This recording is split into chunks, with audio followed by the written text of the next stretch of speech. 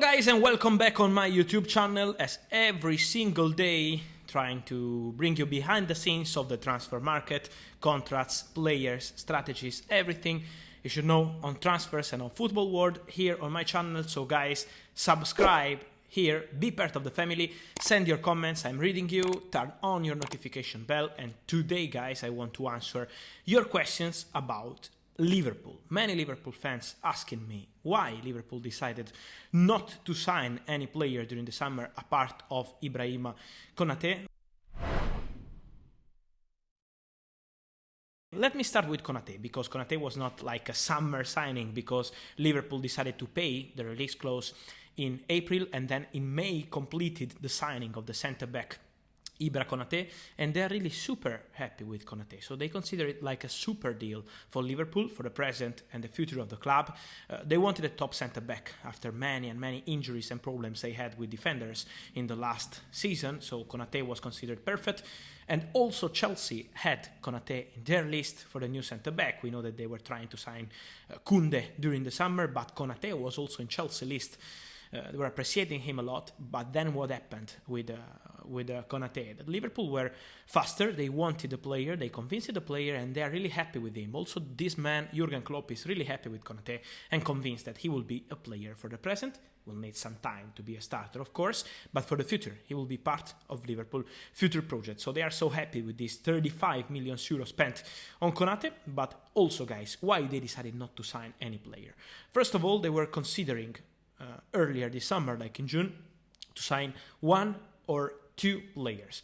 Midfielder, because they lost Gini Wijnaldum as free agent joining Paris Saint-Germain, or attacking player in attacking positions, because they have Mo Salah, Sadio Mane going to the Africa Cup in the winter, and also because Xherdan Shaqiri was joining Lyon during the summer. So Liverpool's strategy was, we're looking to sign maybe one or two players apart of Ibra Konate, but always with the same strategy. So no way for top European players like Kylian Mbappé rumors, Erling Haaland rumors, completely fake last summer for Liverpool, because as Klopp said, honestly, no way for top signings for 100 million euro, 120, 150, no way for Liverpool for these kind of figures, because the financial situation is complicated for many clubs around Europe, Liverpool included, and so they want to spend only for players they think are perfect for their strategy. So the idea was signing players like they did 1 year ago with Diogo Jota from Wolves. Good opportunities, good price, but strong player for present and future of the club.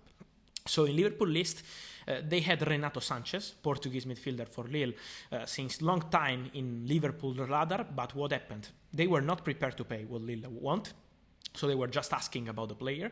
And then what happened? That also the player was injured, and so no way for negotiations for Renato Sanchez. It was not agreed, it was not a done deal, it was completely fake that it was done deal, but he was in the list for Liverpool since January, but they decided not to proceed because of the injury. So let's see what is going to happen in the future. But they were looking for a midfielder because they lost on Wijnaldum, but that they were not able to find a player they consider ready for Liverpool level at a good price. So they only want to sign a player when it's fit with their strategy. And then same for attacking positions. They were thinking of Rafinha, Brazilian winger of Leeds. He's doing great, but the price was impossible because Leeds decided to keep the player. They wanted him to stay as key player for Marcelo Bielsa, and so it was impossible for Liverpool to sign him. So they wanted players they were 100% sure were perfect for Liverpool project, present and future, with good price. With crazy prices, Liverpool are not going to sign players, and this was the strategy during the summer. Of course, it's going to change maybe in January.